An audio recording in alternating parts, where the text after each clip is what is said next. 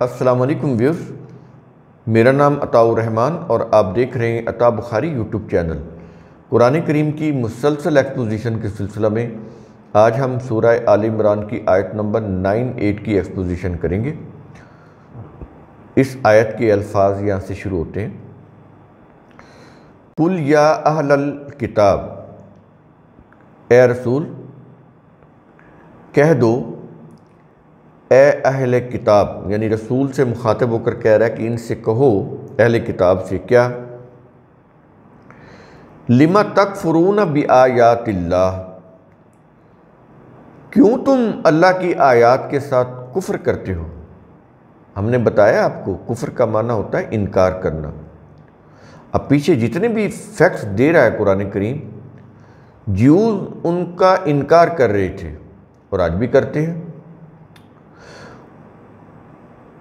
تو وہ اس وقت کے جیوز ہوں یا آج کے ہوں یا آج کے کرسچن ہوں یا آج کے مسلمز ہوں، کوئی بھی ہوں، جو بھی انکار کرے گا وہ اسی ہی کیٹیگری میں آئے گا۔ اہل کتاب، یہ جو اہل الکتاب ہے، یہ ہر وہ قوم جو اپنے آپ کو کہتی ہے ہمارے پاس اللہ کی کتاب ہے، وہ جیوز ہوں، وہ کرسچنز ہوں، وہ مسلمز ہوں، کوئی بھی ہوں، یہ سارے اسی میں آ جاتے ہیں۔ یعنی آج کے اعتبار سے میں کہہ رہا ہوں کہ کوئی قرآن کریم کی اس دور کی کتاب تو نہیں ہے، یہ تو قیامت تک کی رہنمائی دینے والی کتاب ہے۔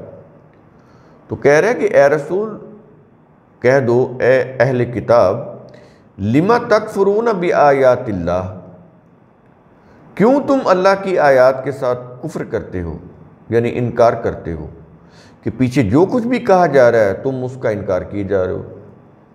اللہ نے اپنی مشیت سے آخری نبی محمد صلی اللہ علیہ وسلم کو منتخب کیا، تم اس کو نہیں مان رہے۔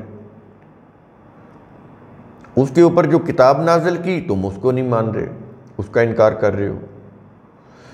اللہ تعالیٰ نے کوئی چیز حرام قرار نہیں دی، تم حرام اور حلال کی لسٹیں مرتب کر رہے ہو۔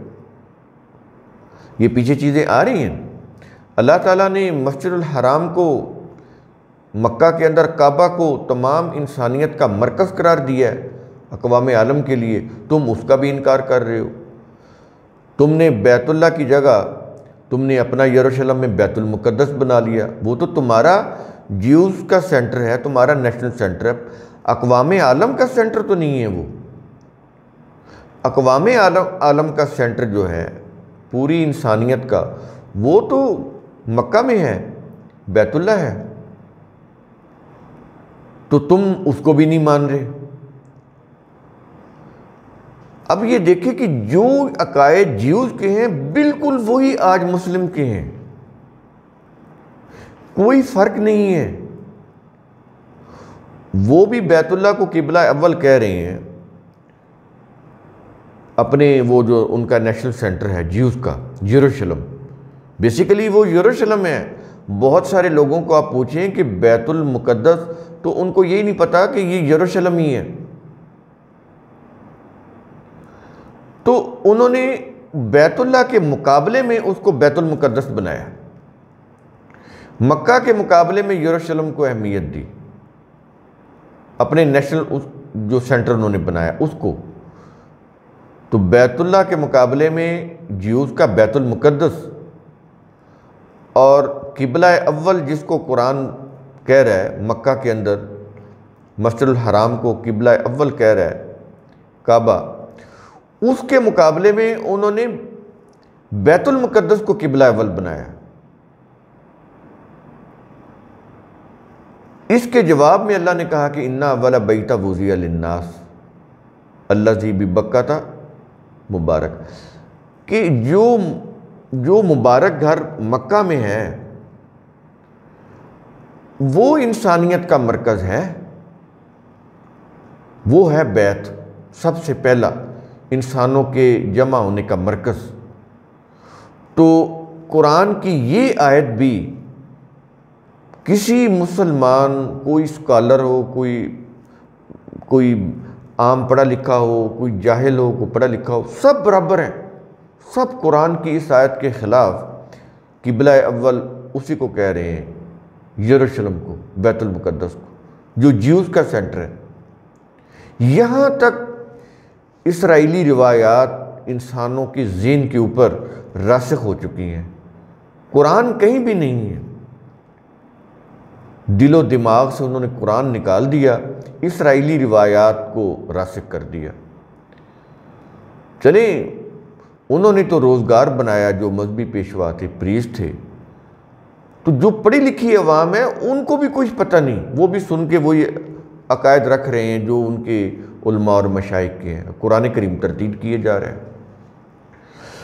تو یہ ساری چیزیں بتانے کا مقصد یہ ہے کہ یہ قرآن ثواب کے لیے نہیں ہے۔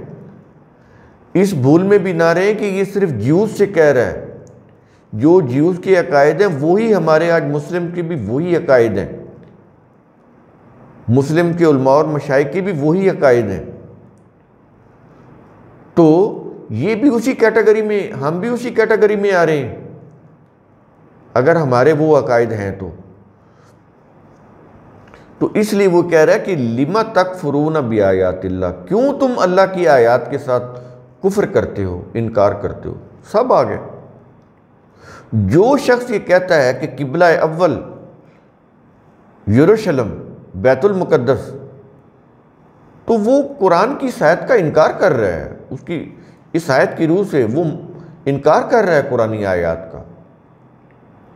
آپ خود غور کریں بیٹھ کے، لیکن یہ سمجھ اسی وقت آئے گی جب آپ اپنے عقائد مسالک کو اپنے دماغ سے نکالیں گے۔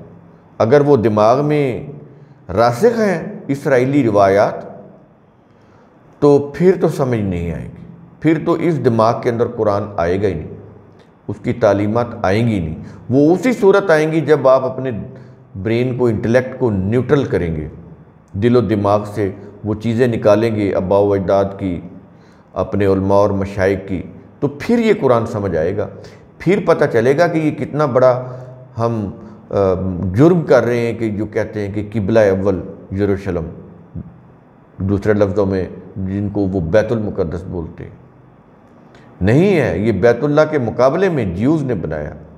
قبلہ اول مسجد الحرام ہے، بیت اللہ ہے، انسانیت کا، تمام انسانیت کا مرکز یہی ہے، اور یہ شروع سے یہی گھر چلا آ رہا ہے۔ ان اول بیت وضع للناس، قرآن نے واضح کر دیا۔ جو بھی یہ پھر عقیدہ رکھے یہ آیت سننے کے بعد بھی کہ نہیں بیت المقدس یروشلم قبلہ اول ہے، تو وہ قرآن کی آیت کا انکار کر رہا ہے، ٹھیک ہے؟ تو اس سے تو پھر عافیت تو نہیں ملے گی، انتشار ہوگا۔ وہ اپنی قرآن کی جو آئیڈیالوجی ہے، جب آپ اس سے ہی ہٹ جائیں گے تو پھر آپ کسی خیر کی توقع کیسے کر سکتی ہیں؟ قرآن ایسے تو اس کو کفر نہیں بول رہا، لما تکفرون بآیات اللہ کہہ رہا ہے، اللہ کی آیات کے ساتھ کفر۔ تو یہ بڑی قابل غور بات ہے، بڑی اہمیت کی حامل ہے۔ اس کو یوں ہی ایسے سن کے آگے گزر جانا اپنے آپ کو تباہی میں ڈالنے کے مترادف ہے۔ اور اس آیت کے آخر میں کیا کہہ رہا ہے؟ واللہ شہید علی ما تعملون، اور تم جو عمل کرتے ہو اللہ اس پر شہید ہے۔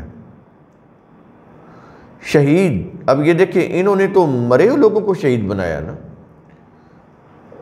شہداء کانفرنس، شہداء کربلا، تو یہ اللہ اپنے لیے شہید بول رہے ہیں۔ تو پھر اللہ کے متعلق کیا کہیں گے؟ قرآن کے اندر کہیں بھی کسی بھی مرے ہوئے کے لیے، کسی بھی مردہ کے لیے، وہ کتنے ہی مقام اور مرتبے کا حامل ہو، اس کے لیے شہید کا لفظ استعمال نہیں ہوا، نہ انبیاء کے لیے نہ غیر انبیاء کے لیے۔ میں مرے ہوئے کی بات کر رہا ہوں، جو مردہ ہو چکا، اس کے لیے قرآن میں کہیں بھی شہید کا لفظ نہیں ہے۔ اللہ نے اپنے لیے شہید کا لفظ استعمال کیا ہے اور گواہوں کے لیے شہید کا لفظ استعمال کیا، کیونکہ اللہ بھی دیکھ رہا ہے اور جو گواہ ہوتا ہے وہ بھی دیکھ رہا ہوتا ہے۔ کسی ایونٹ کا آئی وٹنس وہ اس کا شہید ہوتا ہے، اس کو شاہد بھی بولتے ہیں، شہید اور شاہد ایک ہی چیز ہوتا ہے۔ تو اللہ نے اپنے آپ کو شہید کہا ہے، کیونکہ اس کی کائنات کی ہر چیز کے اوپر نظر ہوتی ہے، وہ مانیٹرنگ کر رہا ہوتا ہے، نگرانی کر رہا ہوتا ہے۔ اللہ کا قانون مکافات دیکھ رہا ہوتا ہے ہر چیز کو. وہ اپنے لیے کہتا ہے کہ واللہ بصیر بما تعملون، تم جو بھی کرتے ہو اللہ اس کو دیکھ رہا ہوتا ہے. تو اسی طرح وہ شہید کہہ رہا ہے یہاں پر واللہ شہید علی ما تعملون، کہ تم جو عمل بھی کرتے ہو اللہ اس پر شہید ہے. یعنی اللہ کا قانون مکافات تمہارے ہر عمل کی نگرانی کر رہا ہے،